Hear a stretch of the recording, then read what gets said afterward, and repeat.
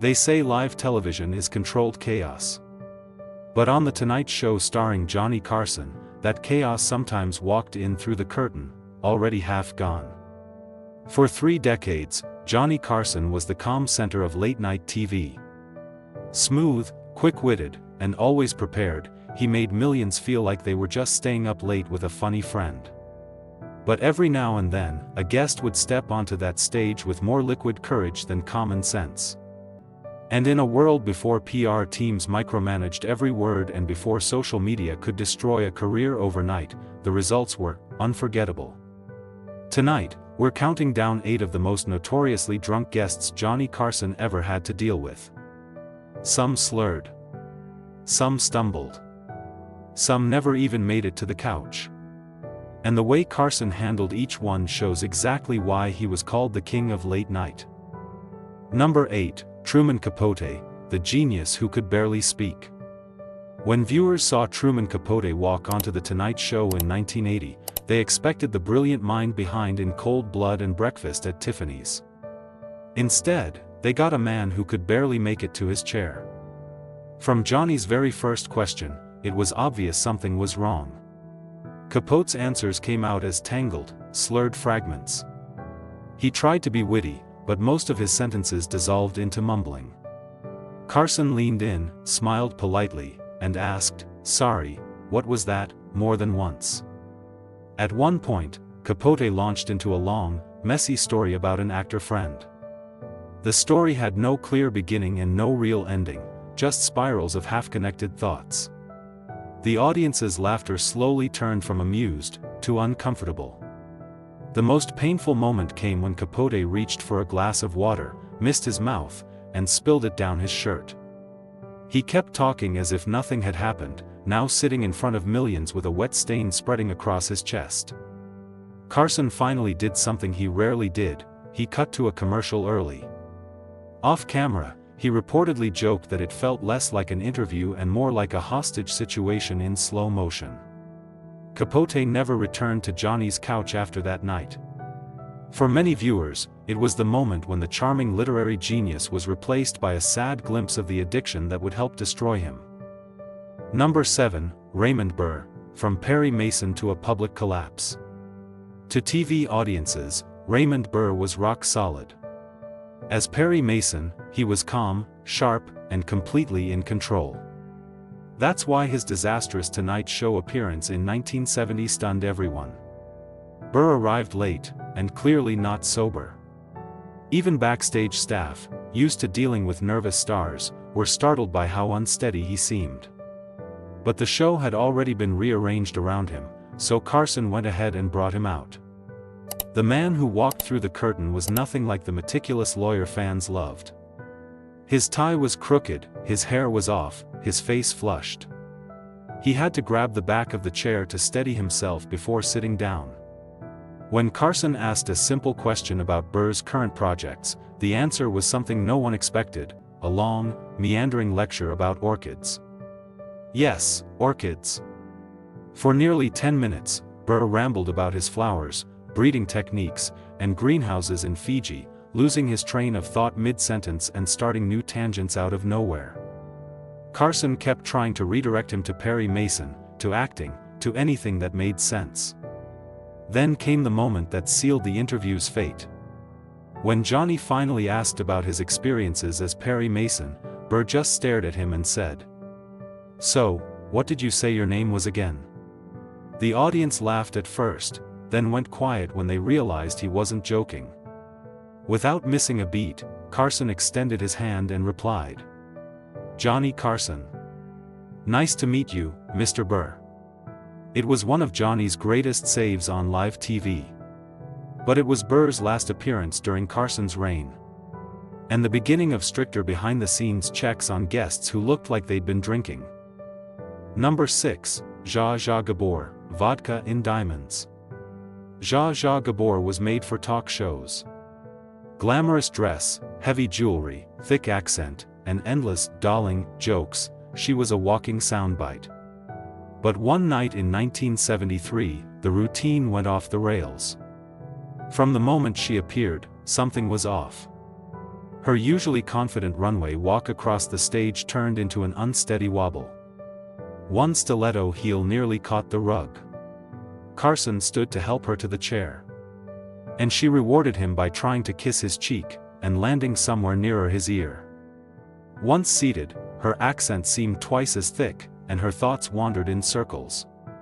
Johnny switched to simple questions, but Zsa Zsa answered with long, wandering stories that never quite got anywhere. Then she tried to scoot closer to him on the couch, lost her balance, and almost toppled over. Carson grabbed her to keep her upright, and she loudly declared, "Johnny, you are trying to seduce me." The audience howled, but Carson looked genuinely rattled. When he tried to bring up a book about her famous sisters, Zsa Zsa ignored it. Instead, she held her arm up to the camera and made the bracelet the star of the segment, bragging that it was worth more than all the NBC executives put together. The flirting escalated. She put her hand on Johnny's knee and asked, loud enough for everyone to hear, "Why talk about boring books when we can talk about your bedroom, Johnny?" Eventually, she tried to stand up dramatically while talking about a divorce, and nearly collapsed. Johnny and a stagehand grabbed her just in time. Moments later, he thanked her, smiled, and cut to a commercial with the kind of calm that only comes from decades of live TV battle scars. Behind the scenes, staff reportedly started a new quiet policy after that night. If Zsa Zsa was coming, schedule her earlier in the day. Hopefully before the vodka did. Number 5, Shelley Winters, the human hurricane. If Johnny had a secret, problem guests list, Shelley Winters was almost certainly on it. The two-time Oscar winner was brilliant on screen. And a tornado on The Tonight Show when she'd been drinking. Her reputation was so well known that when her name was on the schedule, staff had a routine: never book her as the first guest, and never assume she was more sober when she walked out than when she arrived. On her most infamous night, she came on to promote her autobiography, and barely let Johnny speak. She interrupted his introduction, hijacked the conversation, and turned every question into a different story. When a young actor joined them on the couch, things got worse. Winters put a hand on his knee and told him, on national TV, that his movie wasn't very good, but at least he was nice to look at. The actor looked trapped. The audience laughed nervously. Carson's jaw visibly tightened. Then she did the one thing almost no guest ever dared: she took Johnny's cue cards, ripped them from his hand, and tossed them over her shoulder, announcing, "You don't need these, Johnny. I'm much more interesting." The audience gasped. Johnny smiled, but his eyes didn't. After an early commercial break, he reportedly told his producer, "If she's ever booked again, I'm taking the night off." Shelley Winters did eventually return, but under strict conditions, including taping earlier in the day and a clear understanding: one more hurricane, and she'd be permanently banned. Number 4, Orson Welles, drunk, brilliant, and unstoppable. Orson Welles wasn't just a star. He was a force of nature, director of Citizen Kane, stage legend, and one of the most imposing presences ever to sit across from Johnny Carson. And sometimes, he showed up after several bottles of wine. In his most infamous intoxicated appearance in the mid-70s, Welles walked out sweating under the studio lights, heavier than ever, but still radiating charisma. He didn't even wait for Johnny's first question. He launched straight into a speech. What followed was something almost no other guest could have pulled off. A long, slurred, but strangely mesmerizing monologue about Shakespeare, theater, cinema, and whatever else crossed his mind. He lost words, invented others, misquoted Shakespeare, then replaced the forgotten lines with brand new, Shakespearean phrases he made up on the spot, delivered with so much confidence that most viewers never noticed. Johnny barely got a word in. He mostly sat back, half host, half spectator, occasionally glancing at the clock as Welles rolled on, and on, and on.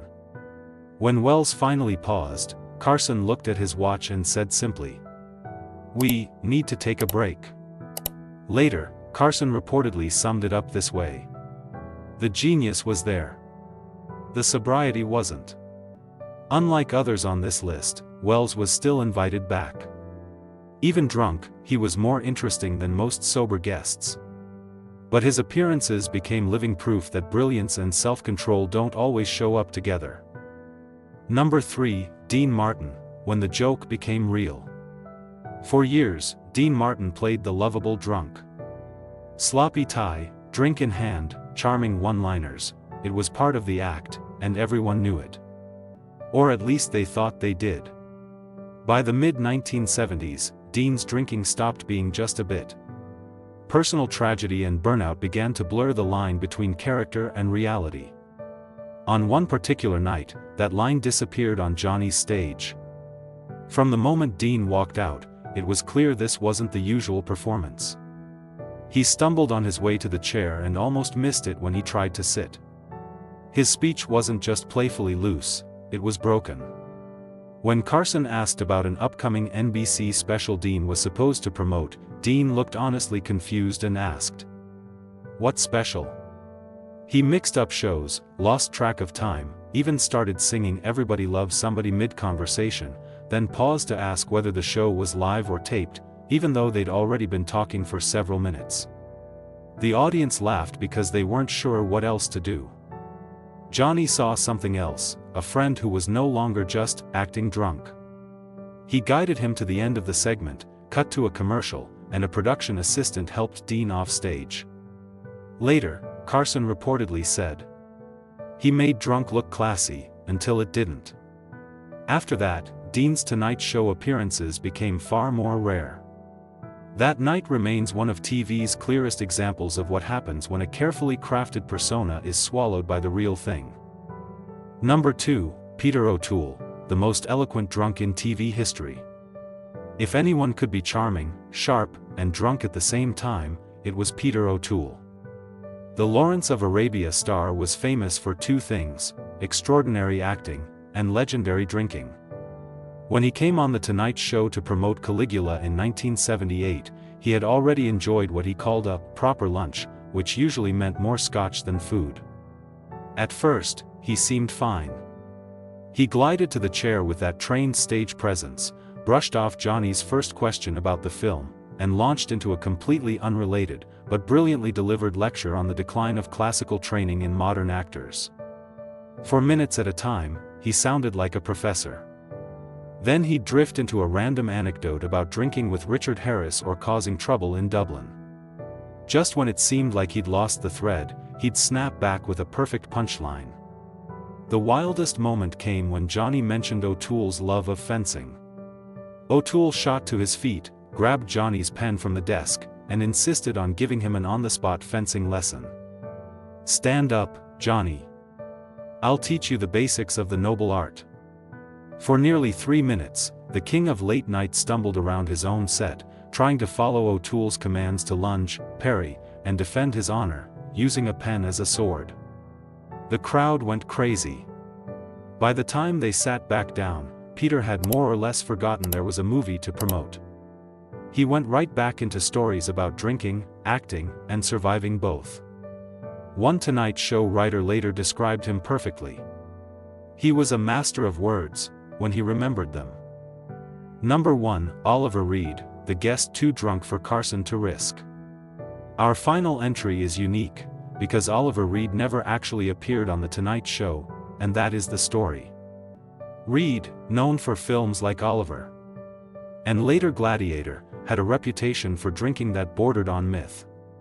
On British and Australian talk shows, he turned chaotic drunkenness into a recurring spectacle, slurring, ranting, doing impromptu stunts, and sometimes threatening to strip if hosts pushed the wrong button. When NBC booked him to promote The Three Musketeers in the early 70s, Carson's team did their homework. They watched tapes of his other appearances. What they saw wasn't just unpredictable, it was volatile. According to people who worked on the show, Johnny made a rare call. He canceled the booking entirely. This was Johnny Carson, a host who could handle drunk authors, diva actresses, and egomaniac directors. But Oliver Reed, he decided, was a risk not worth taking on live American television. Reed later grumbled that US TV was too timid and that Carson was afraid of a real man.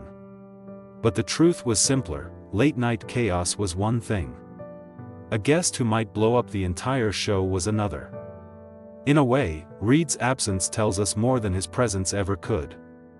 Even in an era when standards were looser and drunk celebrities were part of the landscape, there were still lines Johnny Carson refused to cross. Live television during the golden age of late night was unpredictable, dangerous, and unforgettable.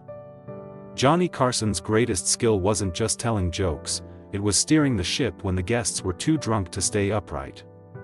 If you enjoyed revisiting these wild Tonight Show moments, don't forget to subscribe and leave a like. Tell me in the comments, which guest do you think was the most out of control, and would you have kept them on the show, or banned them for good?